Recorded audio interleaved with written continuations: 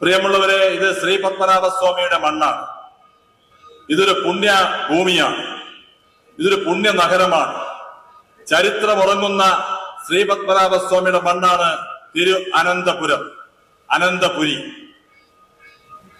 രാജ്യത്തിന്റെയും ലോകത്തിന്റെയും എവിടെ പോയാലും എവിടെ നിന്ന് വരുന്നു എന്ന് ചോദിച്ചാൽ തിരുവനന്തപുരത്താണ് എന്റെ സ്ഥലം എന്ന് പറഞ്ഞാൽ അവർ വണങ്ങി നിന്ന് ശ്രീ പത്മനാഭസ്വാമിയുടെ മണ്ണിൽ നിന്നല്ലേ വരുന്നത്, നിങ്ങൾ ഭാഗ്യവാന്മാരാണ്, നിങ്ങൾ പുണ്യവാന്മാരാണ് എന്ന് ലോകത്ത് എവിടെയും പറയുന്ന ഒരു അഭിമാനകരമായിട്ടുള്ള നാടാണ് തിരുവനന്തപുരം എന്ന് ഞാൻ ഇവിടെ പറയാൻ ആഗ്രഹിക്കുന്നു. ശ്രീ പത്മനാഭസ്വാമിയുടെ മണ്ണായിട്ടുള്ള സൗന്ദര്യമേറെ ഉണ്ടായിരുന്ന ഈ അനന്തപുരം ഇന്ന് എവിടെ എത്തി നിൽക്കുന്നു? പൈതൃക നഗരമായിട്ടുള്ള ഈ നഗരം ഇന്ന് എവിടെ നിൽക്കുന്നു? രാജ്യത്തിന്റെ മറ്റെല്ലാ തലസ്ഥാന നഗരങ്ങളും വികസനത്തിന്റെ പാതയിൽ മുന്നോട്ട് കുതിക്കുമ്പോൾ ദൈവത്തിന്റെ സ്വന്തം നാട് എന്ന് നാം എല്ലാം അഭിമാനിക്കുന്ന ഈ കൊച്ചു കേരളത്തിന്റെ ഈ പുണ്യനഗരം വികസനത്തിന്റെ പാതയിൽ മുന്നോട്ട് കുതിക്കുന്നുണ്ടോ?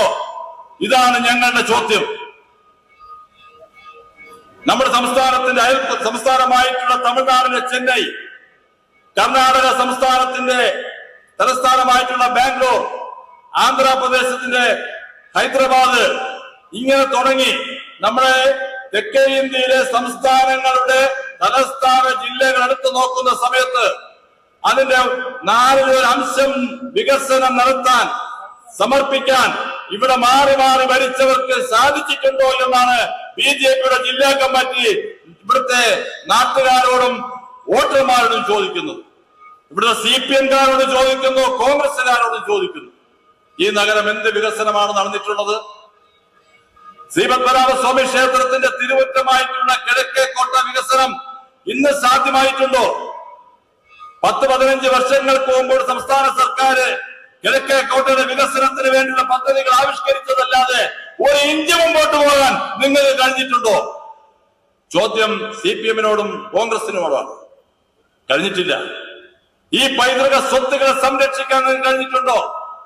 ഇന്ന് പടിഞ്ഞാറേക്കോട്ടയുടെ അവസ്ഥ എന്താണ്? ഈ കിഴക്കേക്കോട്ടയുടെ അവസ്ഥ എന്താണ്?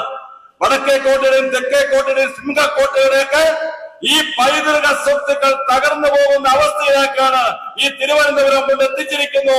ഇവിടുത്തെ കശ്മലന്മാരായിട്ടുള്ള CPM-ഉം കോൺഗ്രസും മാറി മാറി ഭരിച്ച് ഈ ജില്ലയെ, ഈ നഗരത്തെ തകർത്ത് തരിപ്പണമാക്കിയിരിക്കുന്നു എന്നുള്ളതാണ് ഇവിടെ സൂചിപ്പിക്കുന്നത്. പ്രിയമുള്ളവരെ, ഞാൻ കൂടുതൽ ദീർഘമായി പ്രസംഗിക്കാൻ ആഗ്രഹിക്കുന്നില്ല. ശ്രീ പത്മനാഭസ്വാമി ക്ഷേത്രത്തിന് ലോകത്ത് ഒരെണ്ണമില്ലാത്ത ആറാടാൻ കൊണ്ടുപോകുന്ന ശ്രീ പത്മനാഭസ്വാമിയെ വർഷത്തിൽ 2 പ്രാവശ്യം അൽപ്പശിയും പൈങ്കുരിയും 2 ഉത്സവത്തിന് ആറാടാൻ കൊണ്ടുപോകുന്ന ശംഖുമുഖം ഇന്നില്ല. ശംഖുമുഖത്തിന്റെ പേര് മാറ്റിയിരിക്കുന്നു. ശംഖുമുഖത്തെ ആറാട്ട് മണ്ഡപം ഇന്നുണ്ടോ? ആറാട്ട് മണ്ഡപത്തെ തകർക്കുന്ന തരിപ്പണമാക്കുന്ന ഒരു സാഹചര്യത്തിലേക്ക് കടലാക്രമണം വന്ന് നിൽക്കുമ്പോഴും അതിനെ സംരക്ഷിക്കുവാൻ ഞങ്ങൾ എത്രയോ പ്രാവശ്യം ഇവിടുത്തെ കോർപ്പറേഷൻ മേയറെയും ഇവിടുത്തെ മുഖ്യമന്ത്രിയെയും ആർക്കിയോളജി ഡിപ്പാർട്ട്മെന്റിനെ സമീപിച്ചിട്ടുണ്ട്. നിങ്ങൾക്ക് സംരക്ഷിക്കണമെന്നുള്ള ആത്മാർത്ഥതയുണ്ടോ? ഇല്ല. ഇതാണ് തിരുവനന്തപുരത്തിന്റെ പൈതൃക സ്വത്തുക്കളെല്ലാം ഇന്ന് അപകടകരമായിരിക്കുന്നു. നേരത്തെ ഇവിടെ കസ്തൂരി അനിരുദ്ധൻ, CPM-ന്റെ ഏറ്റവും വലിയ നേതാവ് വരുന്ന തിരുവനന്തപുരത്തെ ആചാരബാഹുവായിട്ട് ഒരു കാലഘട്ടത്തില് സഖാവ് K. അനിരുദ്ധന്റെ മകനായിട്ടുള്ള കസ്തൂരി ചോദിച്ചൊരു ചോദ്യവും അത് തന്നെയാണ്. പൈതൃക സ്വത്തുക്കൾ ഇവിടെ സംരക്ഷിക്കപ്പെടുന്നുണ്ടോ? ലോകത്തിലെ ഏറ്റവും വലിയ നീറ്റ് സിറ്റി ആയിരുന്ന, വൃത്തിയുള്ള നഗരമായിരുന്ന ഈ തിരുവനന്തപുരം ഇന്ന് ലോകത്തിലെ ഏറ്റവും വൃത്തികെട്ട നഗരമാക്കി മാറ്റിയിരിക്കുന്നു. കോർപ്പറേഷൻ ഭരിച്ച 40 വർഷക്കാലം ഭരിച്ച LDF ഭരണസമിതികൾ മാറി മാറി ഭരിച്ച മേയർമാരെല്ലാം ഈ നഗരത്തെ ഏറ്റവും വലിയ വൃത്തികെട്ട നഗരമാക്കി മാറ്റിയിരിക്കുന്നു. 2010 ചവർ ഫാക്ടറി, ഇളപ്പിശാല, അവിടുത്തെ ജലദോഷത്തെ തുറന്ന് പൂട്ടിയതിനു ശേഷം മാന്യമായിട്ട് നിങ്ങൾക്ക് മാലിന്യ സംസ്കരണം നടത്താൻ കഴിഞ്ഞിട്ടുണ്ടോ? ഇല്ല. നഗരത്തിന്റെ എവിടെ പോയാലും മാലിന്യങ്ങൾ കൂമ്പാരമായി ചാക്കുകെട്ടുകളിൽ നിറച്ചു വെക്കുന്ന കാഴ്ച കാണുമ്പോൾ ധൈര്യമായ കാഴ്ച ദുഃഖത്തോടു കൂടിയാണ് ഇവിടുത്തെ നഗരവാസികൾ മുന്നോട്ട് പോയിക്കൊണ്ടിരിക്കുന്നത്. മാന്യമായി നിങ്ങൾക്ക് ചെയ്യാൻ കഴിഞ്ഞിട്ടുണ്ടോ? കഴിഞ്ഞിട്ടില്ല. തെരുവ് നായ്ക്കളുടെ പ്രശ്നം പരിഹരിക്കാൻ നിങ്ങൾക്ക് കഴിഞ്ഞിട്ടുണ്ടോ? കഴിഞ്ഞിട്ടില്ല. ഞാൻ കൂടുതൽ ദീർഘിപ്പിക്കുന്നില്ല. ഇവിടെ ഏറ്റവും നമ്മുടെ എടവക്കോട് സ്ഥാനാർത്ഥി സോദി പറഞ്ഞു, ഏറ്റവും പ്രായം കുറഞ്ഞ ഒരു മേയറാണ് 21 വയസ്സുകാരിയായിട്ടുള്ള മേയർ ആര്യ രാജേന്ദ്രൻ. 2020 മേയറാകുന്ന സമയത്ത് ഇവിടുത്തെ നഗരവാസികളായിട്ടുള്ള ജാതിക്കും മതത്തിനും രാഷ്ട്രീയത്തിനും അതീതമായിട്ടുള്ള ജനങ്ങൾ വളരെ പ്രതീക്ഷയോടുകൂടിയാണ് അഴിമതിയുടെ കറപൊള്ളാത്ത ഒരു കമ്മ്യൂണിസ്റ്റുകാരി മേയറായി നഗരത്തിൽ ഇനി അഴിമതി നടക്കില്ല എന്നുള്ളതാണ്. പക്ഷേ 5 വർഷക്കാലം ഈ നഗരം അഴിമതിയുടെ കൂത്തരങ്ങായി മാറിയിരിക്കുന്നു എന്നുള്ളത് BJP പറയാതെ തന്നെ ഇവിടുത്തെ നഗരവാസികൾക്ക് അറിയാവുന്ന സത്യമാണ്. കോടിക്കണക്കിന് രൂപകളുടെ അഴിമതിയുടെ ചരിത്രങ്ങളാണ് ഇവിടെ സൃഷ്ടിച്ച് 5 വർഷം കഴിഞ്ഞ് മേയർ ആര്യ രാജേന്ദ്രന്റെ നേതൃത്വത്തിലുള്ള LDF ഭരണസമിതി പടിയിറങ്ങാൻ പോകുന്നത്. വീട്ടുകരം തട്ടിപ്പ്, വീട്ടുകരം പിടിച്ചെടുത്ത് കമ്മ്യൂണിസ്റ്റ് നേതാക്കന്മാർ പങ്കുവച്ചു. പട്ടികജാതി ഫണ്ട്, പാവപ്പെട്ട പട്ടികജാതിക്കാരുടെ ഉന്നമനത്തിന് വേണ്ടിയുള്ള ഫണ്ടിൽ ലക്ഷക്കണക്കിനുള്ള തിരിമറിയും വെട്ടിപ്പും തട്ടിപ്പുമാണ് നടത്തിയിട്ടുള്ളത്. കിച്ചൺ അഴിമതി, നഗരത്തെ വീടുകൾ വെക്കാനുള്ള പേരിന് വെച്ചത് കിച്ചൺ ബിൻ അഴിമതി, ഇത് തിരുവനന്തപുരത്ത് നടന്ന ഒരു അഴിമതിയാണ്. അതോടൊപ്പം LED ലൈറ്റ് തട്ടിപ്പ്, ലാപ്ടോപ്പ് തട്ടിപ്പ് ലോകത്തെവിടെയെങ്കിലും കേട്ടിട്ടുണ്ടോ? പാവപ്പെട്ട കുട്ടികൾക്ക് കൊടുക്കുവാനുള്ള ലാപ്ടോപ്പിന് 26 ലക്ഷം രൂപയുടെ ക്രമക്കേടാണ് ഇവിടെ സംസ്ഥാനത്തിന്റെ വിജിലൻസ് കണ്ടെത്തിയത്. ആരാണ് ഇതിന് കാരണക്കാർ? BJPയുടെ 35 കൗൺസിലർമാർ സന്ധിയില്ല പോരാട്ടങ്ങൾ ഈ നഗരസഭയുടെ മുമ്പിൽ നടത്തി, ഈ മേയർക്കെതിരെ നടത്തി, കമ്മ്യൂണിസ്റ്റ് ഭീകരത ഭരണകൂടത്തിനെതിരെ നടത്തിയതിന്റെ അടിസ്ഥാനത്തിലാണ് വിജിലൻസ് അന്വേഷണം നടത്തിയത്. അപ്പോൾ കണ്ടെത്തുന്നു 26 ലക്ഷം രൂപ പാവപ്പെട്ട കുട്ടികൾക്ക് ലാപ്ടോപ്പ് കൊടുക്കുന്നതിന് വൻപിച്ച അഴിമതി നടത്തിയിരിക്കുന്നു. ഇവരെയൊക്കെ അറസ്റ്റ് ചെയ്തൊരു നാടകം ഇവിടെ സർക്കാർ കളിച്ചിട്ടുണ്ട്. പിൻവാതിൽ നിയമന തട്ടിപ്പ്, കമ്മ്യൂണിസ്റ്റുകാരെയും ഇവിടുത്തെ കമ്മ്യൂണിസ്റ്റ് കൗൺസിലർമാരെയും അവരുടെയൊക്കെ ബന്ധുക്കൾക്കും അവസാനം ശുചീകരണ ഒരു തൊഴിലാളികളെ സെലക്ട് ചെയ്തതിൽ ഒരു കൗൺസിലർ അടക്കം, CPMന്റെ ഒരു കൗൺസിലർ അടക്കം കണക്കൊടുത്ത് കൗൺസിലർ ആ ലിസ്റ്റിൽ വന്നിരിക്കുന്നു. സ്വജനപക്ഷപാതം ഇത്രയും വാഴ്ന്ന ഒരു നഗരസഭ ഈ തിരുവനന്തപുരത്തിന്റെ ചരിത്രത്തിൽ ഉണ്ടായിട്ടുണ്ടോ? വാഹനത്തിന്റെ വാടക തട്ടിപ്പ്, ഇല്ലാത്ത വാഹനങ്ങളുടെ പേരില് വാടക തട്ടിപ്പ്, അതോടൊപ്പം തന്നെ മൊബൈൽ മോർച്ചറി തട്ടിപ്പ്, അതിനെപ്പോലും വെറുതെ വിട്ടില്ല. മൊബൈൽ മോർച്ചറി തട്ടിപ്പ്, അതുപോലെ തന്നെ ഇതുപോലെ പട്ടികജാതി വിഭാഗങ്ങൾക്ക് കൊടുക്കേണ്ട ആനുകൂല്യങ്ങളിലെല്ലാം എല്ലാ തരത്തിലും അഴിമതിയുടെ ഒരു കൂത്തരങ്ങായി തിരുവനന്തപുരം കോർപ്പറേഷൻ മാറി. 2020 കോവിഡ് വന്ന സമയത്ത് 21ലും 22ലും ആറ്റുകാൽ പൊങ്കാല നടന്നില്ല. ഇല്ലാത്ത ആറ്റുകാൽ പൊങ്കാലയുടെ പേരിൽ ലക്ഷങ്ങൾ എഴുതിയെടുത്തിരിക്കുന്നു. നമ്മൾ ആദ്യമൊക്കെ കേട്ടപ്പോൾ സത്യമല്ല എന്ന് വിചാരിച്ചു. പക്ഷേ എന്റെ പ്രിയമുള്ള സുഹൃത്തുക്കളെ, പ്രിയമുള്ള അനന്തപുരിയുടെ നിവാസികളെ, ഇത്രയധികം തട്ടിപ്പും വെട്ടിപ്പും നടത്തിയിട്ടുള്ള ഒരു കാലഘട്ടം തിരുവനന്തപുരത്തെ നഗരസഭയിൽ ഉണ്ടായിട്ടുണ്ടോ? ചോദിക്കുന്നു. ഉണ്ടായിട്ടില്ല എന്നുള്ള സത്യമാണ് നാം കാണേണ്ടത്. 20 മുതൽ 25 വരെയുള്ള കാലഘട്ടങ്ങൾ അവസാനം എന്താ? ലോക്കൽ ഫണ്ടില് ക്രമക്കേട്, ഓഡിറ്റിൽ ക്രമക്കേട്, ലോക്കൽ ഫണ്ട് ഓഡിറ്റിൽ വൻപിച്ച ക്രമക്കേട് കണ്ടെത്തിയിരിക്കുന്നു. ഇവിടുത്തെ മാതൃഭൂമി, മനോരമ പോലുള്ള മുഖ്യധാര പത്രങ്ങളൊക്കെ റിപ്പോർട്ട് ചെയ്യുന്നതാണ്. ഇത് BJP പറയുന്നതല്ല.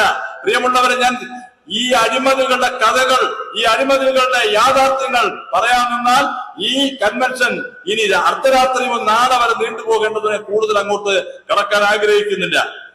പ്രിയമുള്ളവരെ, കേന്ദ്ര ഗവൺമെന്റ് പല പദ്ധതികളും ഇവിടെ അട്ടിമറിക്കപ്പെടുന്നു. അതിനെക്കുറിച്ചൊക്കെ സംസ്ഥാന അധ്യക്ഷൻ ഇവിടെ സൂചിപ്പിക്കുന്നുള്ളത് കൊണ്ട് ഞാൻ കൂടുതൽ പറയുന്നില്ല. പക്ഷെ ഇത്രയും അധികം മാതൃകാപരമായി അഴിമതി നടത്തിയ, ഇത്രയും അധികം കള്ളത്തരം നടത്തിയ, ഇത്രയും വലിയ തീവെട്ടിക്കൊള്ള നടത്തിയിട്ടുള്ള മേയർക്ക് UK പാർലമെന്റിൽ അവാർഡ് കിട്ടി എന്നൊരു കള്ള അവാർഡ്. അതിലെന്താ? ആര്യ രാജേന്ദ്രൻ CPM. ആർക്ക് വേണോ ഇത് ചെയ്യാവുന്നതാണ്. അതിന്റെ UK പോയതിന്റെ ചെലവ് എഴുതിയെടുത്തിരിക്കുന്നത് സർക്കാരിന്റെ പണമാണ്. അവസാനം ഇറങ്ങിപ്പോകാൻ നേരത്ത് ഒരടിയും കൂടെ കൊടുത്തിട്ടാണ് ഇറങ്ങിപ്പോകാൻ പോകുന്നത്. പ്രിയമുള്ളവരെ, ഞാൻ നേരത്തെ സൂചിപ്പിച്ചതുപോലെ നമ്മുടെ നഗരം വികസനത്തിന് വേണ്ടി ദാഹിക്കുകയാണ്. വികസനത്തിന് വേണ്ടി ദാഹിക്കുകയാണ്. ഇവിടെ പൊതുസമൂഹത്തിൽ നിന്ന് പലരും ഞങ്ങളെ കോണ്ടാക്ട് വിളിക്കാറുണ്ട്, സമീപിക്കാറുണ്ട്. ഒരു മാറ്റം വരണം. തിരുവനന്തപുരത്തിന്റെ വികസനത്തിന് വേണ്ടി നിരവധി പദ്ധതികൾ ആവിഷ്കരിച്ചുകൊണ്ട് തിരുവനന്തപുരത്തിന്റെ വികസനങ്ങൾ സാധ്യമാക്കാനുള്ള സാഹചര്യം ഈ നഗരത്തിലുണ്ടാകണമെന്ന് പൊതുസമൂഹം ആഗ്രഹിക്കുന്നു. യുവാക്കൾ, ആയിരക്കണക്കിന് യുവാക്കളാണ് ഫേസ്ബുക്കിലും സാമൂഹ്യ മാധ്യമങ്ങളിലൊക്കെ തിരുവനന്തപുരത്തിന്റെ വികസനത്തെ കുറിച്ച് ചർച്ച ചെയ്യുന്നത്. നമുക്ക് സ്വപ്നങ്ങൾ യാഥാർത്ഥ്യമാകണ്ടേ? നമ്മുടെ നഗരവും വികസിക്കണ്ടേ? കേരളത്തിന്റെ സൗന്ദര്യമാർന്ന ചരിത്രമുറങ്ങുന്ന പൈതൃക സ്വത്തുക്കളുള്ള ഇത്രയും അധികം പുണ്യഭൂമിയുള്ള ഇത്രയും അധികം പുണ്യനഗരമായിട്ടുള്ള ഈ അനന്തപുരി വികസിക്കണ്ടേ? നമുക്ക് വികസിപ്പിക്കണം. വികസന സാധ്യതകൾ ഏറെയുള്ള നഗരം. ഒരു മഴ പെയ്തു കഴിഞ്ഞാൽ തമ്പാനൂരിലെ ബസ് ടെർമിനലും അതോടൊപ്പം തന്നെ നമ്മുടെ റെയിൽവേ സ്റ്റേഷൻ നിൽക്കുന്ന ആ തമ്പാനൂര് വെള്ളത്തിനടിയാകുന്നു. പഴവങ്ങാടി ജംഗ്ഷനിൽ വെള്ളത്തിനടിയാകുന്നു. തിരുവനന്തപുരത്തിന്റെ ഏറ്റവും പൈതൃകമായിട്ടുള്ള പാർവതി പുത്തനാർ ഇല്ലാതായിക്കൊണ്ടിരിക്കുന്നു. ആമയിറഞ്ചാൻ തോടുകൾ ഇല്ലാതായിക്കൊണ്ടിരിക്കുന്നു. പ്രകൃതി രമണീയമായിട്ടുള്ള എല്ലാ കാര്യങ്ങളും എല്ലാ സ്ഥലങ്ങളും തകർന്നുകൊണ്ടിരിക്കുന്ന ഈ കാഴ്ച കണ്ടുകൊണ്ടിരിക്കാൻ നമുക്ക് കഴിഞ്ഞാൽ നാളത്തെ തലമുറ നമ്മോട് ചോദിക്കും, നിങ്ങൾ എന്തിനു ജീവിച്ചു? നിങ്ങൾ എന്തിന് ഈ പ്രതികരണ ശേഷിയില്ലാത്ത നിങ്ങൾ എന്തിനു ജീവിച്ചു എന്ന് നാളത്തെ തലമുറ നമ്മോട് ചോദിക്കേണ്ടി വരും. മാറ്റങ്ങൾ വരണം. തിരുവനന്തപുരം വികസിച്ചേ പറ്റൂ. തിരുവനന്തപുരത്തിന് കേന്ദ്ര ഗവൺമെന്റ് ആനുകൂല്യങ്ങൾ കൈപ്പറ്റിക്കൊണ്ട് നമുക്കിവിടെ നിരവധി വികസന സാധ്യതകൾ നമുക്ക് നേടിയെടുക്കാൻ നമുക്ക് കഴിയും. അതിന് ഭാരതീയ ജനതാ പാർട്ടിയുടെ നേതൃത്വത്തിലുള്ള NDA കോർപ്പറേഷനിൽ അധികാരത്തിൽ വരണമെന്ന് ഞാൻ വിനീതമായി അഭ്യർത്ഥിക്കുകയാണ്. ഒരു കാര്യം ഉറപ്പാണ്, തിരുവനന്തപുരത്തിന്റെ ജനങ്ങൾ ഭരണമാറ്റം ആഗ്രഹിക്കുന്നു. ഈ തെരഞ്ഞെടുപ്പ് കഴിയുമ്പോൾ ഡിസംബർ 13-ാം തീയതി റിസൾട്ട് വരുന്ന സമയത്ത് ഒരു കാര്യം ഉറപ്പാണ്, BJP പ്രവർത്തകരായിട്ടുള്ള ഒരു മേയർ തിരുവനന്തപുരത്ത് അധികാരമേൽക്കുമെന്നുള്ള കാര്യത്തിൽ യാതൊരു സംശയവും വേണ്ട. ഇവിടുത്തെ ജനങ്ങളുടെ പ്രതീക്ഷയ്ക്കൊപ്പം നിങ്ങളുടെ സ്വപ്നം സഫലീകരിക്കുവാൻ ഭാരതീയ ജനതാ പാർട്ടിയുടെ നേതൃത്വത്തിലുള്ള NDAയുടെ 101 സ്ഥാനാർത്ഥികൾ ഇവിടെ ഉണ്ട്. ഈ 101 സ്ഥാനാർത്ഥികളെയും നിങ്ങൾ താമര അടയാളത്തിൽ വോട്ടുകൾ രേഖപ്പെടുത്തി വിജയിപ്പിക്കണമെന്ന് വിനീതമായി അഭ്യർത്ഥിച്ചുകൊണ്ട് ഈ നഗരം രക്ഷപ്പെടണം, ഈ നഗരം വികസനം വരണം.